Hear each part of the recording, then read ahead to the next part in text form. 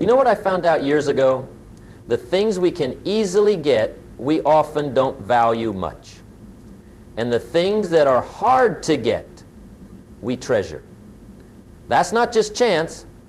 That's a law of life that most folks never figure out. I want to talk to you today about something that might change how you see yourself and how others see you.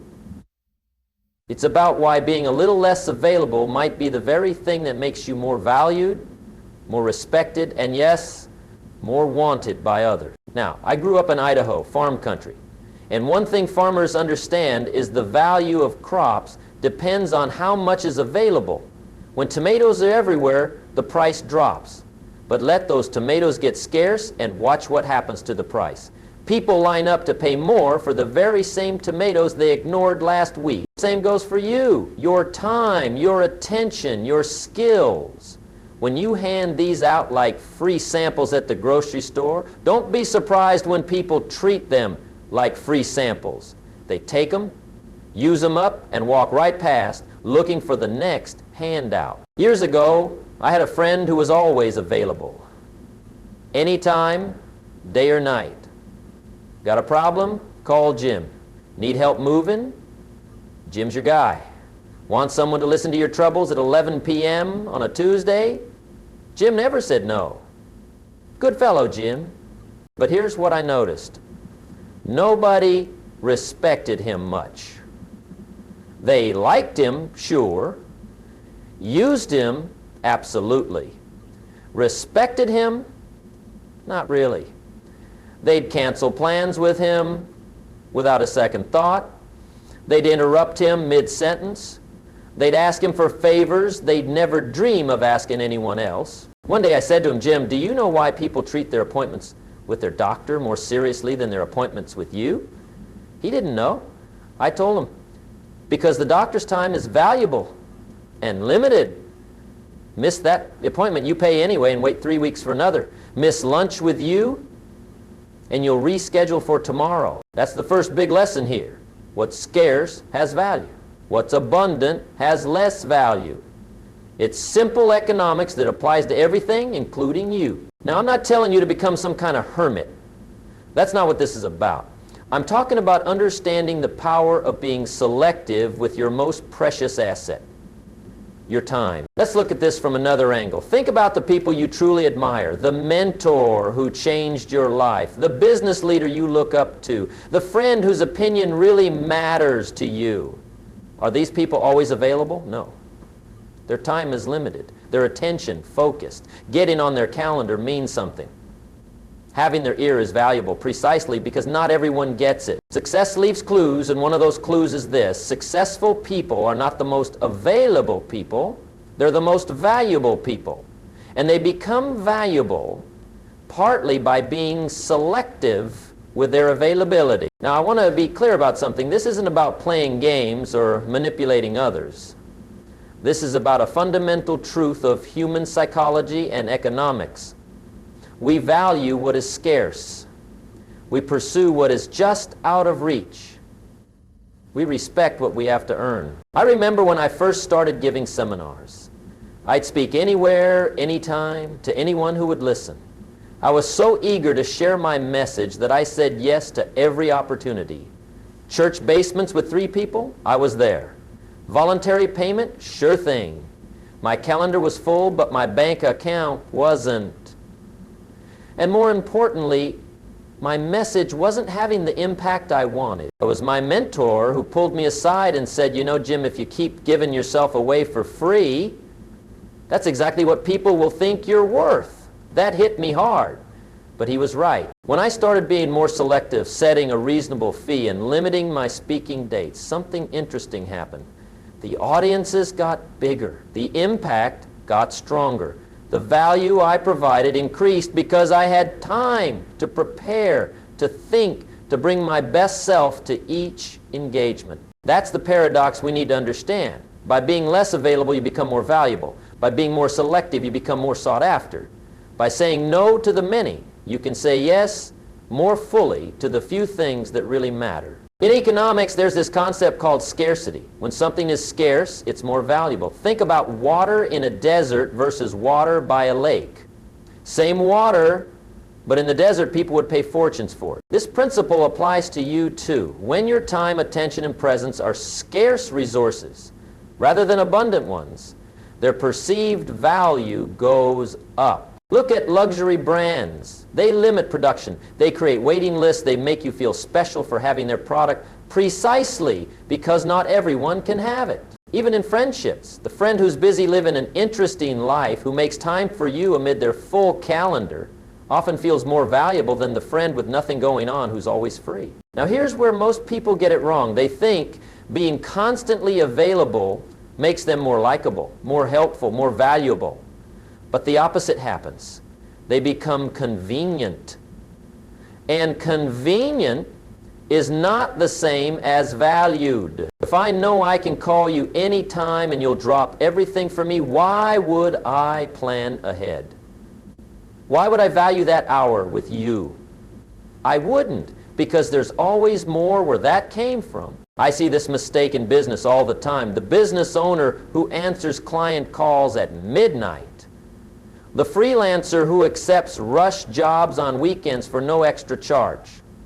The employee who's always willing to stay late.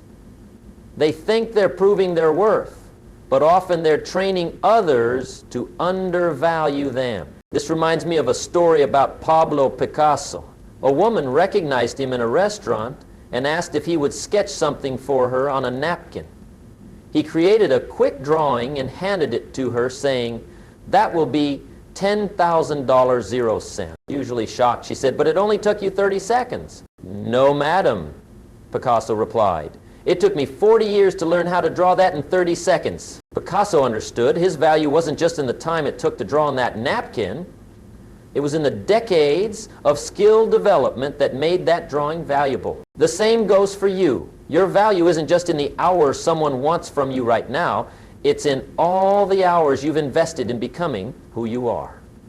When you give that away too easily, you're undervaluing yourself and training others to do the same." So what happens when you're too available? Let me count the ways this hurts you. First, it creates a perception problem. When you're always available, people assume you have nothing better to do, nothing more important, no other demands on your time. Whether fair or not, they conclude your time must not be very valuable. And perceptions matter. Second, it sets a precedent that's hard to break. Once people expect immediate responses and round-the-clock availability, pulling back feels like taking something away. You've trained them to expect a certain level of access, and changing that is much harder than setting boundaries from the start. Third, it robs you of the focused time you need for growth. The most successful people I know guard their time for learning, thinking, and working on their most important projects. When you're constantly responding to others, you have no time left to build your own value. Fourth, and perhaps most important, it affects how you see yourself.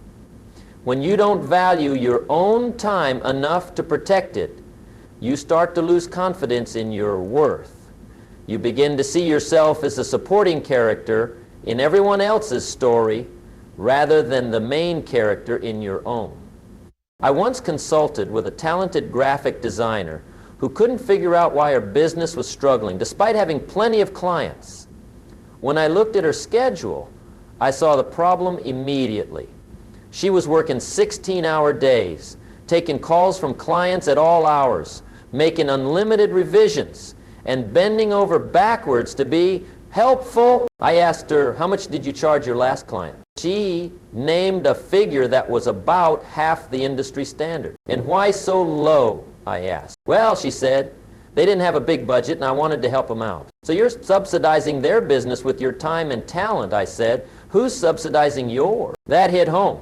She was so busy being available and helpful that she couldn't see she was training her clients to undervalue her work while exhausting herself in the process. Over the next 6 months, she made some changes. She limited her working hours. She set up proper business hours and stuck to them. She created packages with clear boundaries around revisions. She raised her rates to reflect her true value. And she started saying no to projects that didn't meet her new standards. What happened? She lost some clients, yes. The ones who only valued her because she was cheap and always available. But the clients who stayed respected her more. New clients came who appreciated her professionalism. And most surprisingly to her, the quality of her work improved because she had time to think, to be creative, to bring her best to each project rather than her most exhausted self. Within a year, she was working fewer hours, making more money, and enjoying her work again. All because she understood that her availability was connected to her value. Now, let's talk about what I call the 4 pillars of strategic unavailability. These are the foundational practices that make you more valued, more respected, and yes, more irresistible to the right opportunities and the right people. The first pillar is time management based on value, not volume. Most people manage their time based on fitting in as much as possible. They measure their days by how busy they are, how many meetings they attend, how many calls they take. Successful people manage their time based on value. They ask what few activities create the most value. Then they protect time for those activities and eliminate, delegate, or minimize everything else. Warren Buffett, one of the richest men in the world, keeps his calendar mostly empty. He understands that his highest value comes from having time to think, read, and make a few important decisions, not from filling his day with meetings. You need to identify your high-value activities. What makes you most effective in your work? What brings you closer to your major goals? What uses your unique talents? These deserve protected time blocks on your calendar. For me, writing and developing seminar content is high value. Speaking is high value. Strategic thinking about my business is high value. So I protect time for these activities and am much less available for things that don't align with my core value. Second pillar is setting and communicating clear boundaries. Boundaries aren't selfish. They're necessary for effectiveness and respect. Clear boundaries actually make you more reliable because people know exactly when and how they can count on you. This means having set working hours and sticking to them. It means having a clear policy about when you check email or return calls. It means being upfront about what projects you take on and which ones you decline. I know a surgeon who never takes calls during dinner with his family. Everyone knows this about him, from his staff to his patients. Has it hurt his practice? Not at all. In fact, patients respect that he has clear priorities and trust that when he's performing surgery, he's just as focused and undistracted. The key is consistency and communication. You can't set boundaries and then constantly break them. And you need to communicate them clearly so others can plan accordingly. The third pillar is focusing on personal growth during your unavailable time. Being unavailable doesn't mean being unproductive. It means being productive on your own terms, on your own priorities. Use your protected time to grow. Learn new skills, deepen your knowledge, improve your health, strengthen important relationships. Work on projects that will increase your value in the marketplace. When you emerge from these periods of unavailability with new abilities, insights, or accomplishments, people notice. They see that your time away wasn't wasted, but invested. This reinforces the value of your focused time. I block off every morning from 5 a.m. to 8 a.m. for reading, thinking, and writing. Those 3 hours have probably generated more value in my life than all the other hours combined. They're non-negotiable. I'm completely unavailable during that time, and that unavailability has made everything else I do more valuable. The fourth pillar is building genuine demand through excellence. The ultimate goal isn't just to be unavailable.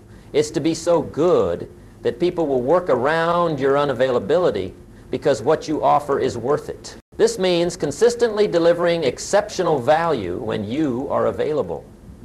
It means being fully present, prepared, and performing at your best during the time you do give to others. When a client gets your undivided attention and your absolute best work during your limited available hours, they'll respect your boundaries and wait for your availability rather than going elsewhere for immediate but mediocre attention. I remember a consultant who worked only 3 days a week.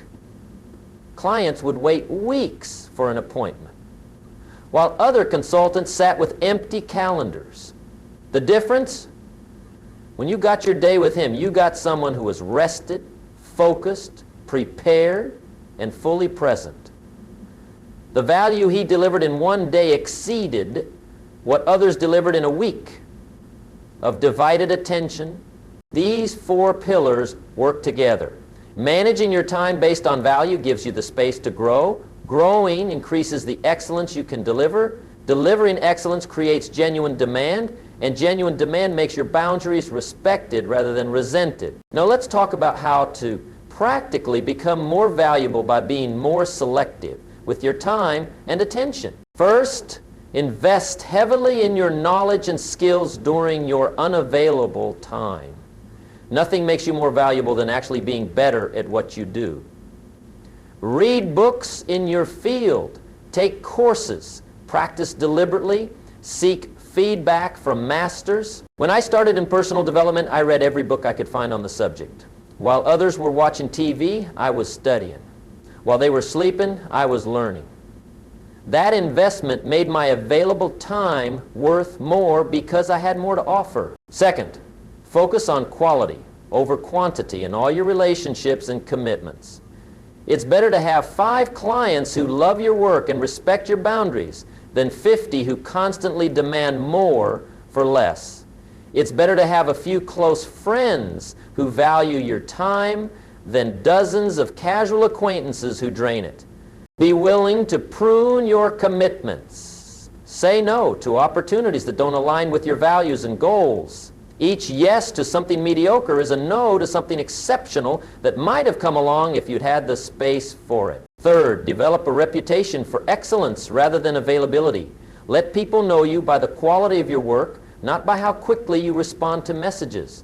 Make your name synonymous with exceptional results, not 24/7 accessibility. This means delivering beyond expectations when you do take on a commitment. It means being reliable within your stated boundaries. It means continuous improvement so that your value keeps growing. Fourth, price yourself accordingly. Whether that's your salary, your consulting fee, or the time cost of personal favors, make sure the price reflects your true value. Underpricing trains others to undervalue you. I've seen so many talented people stay stuck at a certain level because they're afraid to charge what they're worth. They fear losing opportunities if they raise their prices. But what actually happens when you appropriately price your time and talents is that you attract better opportunities with people who can truly benefit from what you offer. Now let's get practical. What specific steps can you take, starting today, to become more strategically unavailable and therefore more value? First, start time blocking. This simply means scheduling appointments with yourself for your most important work and keeping those appointments as seriously as you would keep them with anyone else. In your calendar, block off time for deep work, for learning, for strategic thinking, for proper rest, and for the relationships that matter most. Make these blocks visible to others when appropriate so they can see when you're truly unavailable. Second, create communication boundaries. You don't have to be available for instant communication all day, every day. Set specific times when you check and respond to email. Turn off notifications when you're doing focused work. Let calls go to voicemail during your protected time blocks. Then communicate these boundaries clearly. Let people know when they can expect responses. Set an email autoresponder if needed. Update your voicemail message. Most people will respect clear boundaries if they know what to expect. Third, develop a decision-making framework for requests on your time. Not all opportunities are created equal, and saying yes to everything means saying no to focus. Ask yourself these questions when requests come in. Does this align with my core values and goals? Is this the highest use of my time and talents? Will this move me toward my major objectives or distract from them? Is this something only I can do, or could someone else handle it? Having clear criteria makes it easier to say no to things that don't meet your standards, and it helps you explain your decisions to others when necessary. Fourth, practice saying no, graciously but firmly. You don't have to be rude to protect your time, but you do have to be clear. Instead of a vague, "I'm not sure if I can," try, "I've committed that time to another priority." Instead of "let me check my schedule," when you know you don't want to do something, try, "That doesn't fit with my current focus, but I appreciate you thinking of me." The more you practice saying no to the things that don't align with your priorities, the more room you create for the things that do. And the more you'll be respected for having clear boundaries. Fifth, batch similar tasks together at set times. Instead of letting email, phone calls, meetings, and administrative work scattered throughout your day, group them together in specific time blocks. This not only makes you more efficient, but also creates natural periods of unavailability. People learn that you answer emails at 10 a.m. and 4 p.m., not all day long. They learn that you take calls in the afternoon, not the morning. This predictability actually makes you more reliable while protecting your focus time. Now, there's some common mistakes people make when trying to become more selective with their availability. Let's address those so you can avoid them. The biggest mistake is confusing unavailability with rudeness or unresponsiveness. Being unavailable at certain times doesn't mean ignoring people or treating them poorly. It means being clear about when you are and aren't available, and being fully present when you are. Some people try this principle and swing too far to the other extreme. They stop responding altogether or treat others as if their time doesn't matter. That's not what we're talking about here. We're talking about mutual respect for time, not one-sided disregard. Another mistake is becoming truly inaccessible to the people who matter most. Your closest relationships, your key clients or colleagues, should have appropriate access to you, just not unlimited access. Make sure you're not cutting off the people who truly deserve your attention. The third mistake is neglecting to build systems that work while you're unavailable. If you're a business owner, for example, you need processes that keep things running when you're not there. If you're on a team, you need clear handoffs so work doesn't stall when you're focused elsewhere. The goal isn't to become an island. It's to be more intentional about how and when you're available so that the time you do give is more valuable to everyone involved. So what can you expect if you start implementing these principles? Let me walk you through the typical transformation timeline. In the first 30 days, you'll face resistance, both from others and from yourself. People who are used to your constant availability will push back. You might feel guilty or worried that you're letting others down. This is normal and temporary. You'll also start to notice how reactive your life has been and how much time you've been giving away without realizing it. This awareness can be uncomfortable, but it's the first step to change. By 60 days, you'll start settling into new rhythms. Your time blocks will feel more natural. People will begin adjusting to your boundaries. You'll have more energy for your most important work because you're not constantly scattered and interrupted. You'll also start seeing the first results of your focused time. Maybe it's progress on an important project. Maybe it's improved skills from deliberate practice. These early wins reinforce the value of your new approach. By 90 days, you'll notice a shift in how others perceive you. They'll start treating your time with more respect. They'll come to you more prepared when they do get your attention. They'll be less likely to cancel or reschedule because they know your time is valuable and limited. You'll also feel a growing sense of control and purpose in your days. Instead of reacting to whatever comes your way, you'll be proactively investing your time according to your priorities. And by 6 months to a year, the transformation becomes profound. Your value increases because of the focused skill development you've been able to do. Your stress levels decrease because you're not constantly interrupted.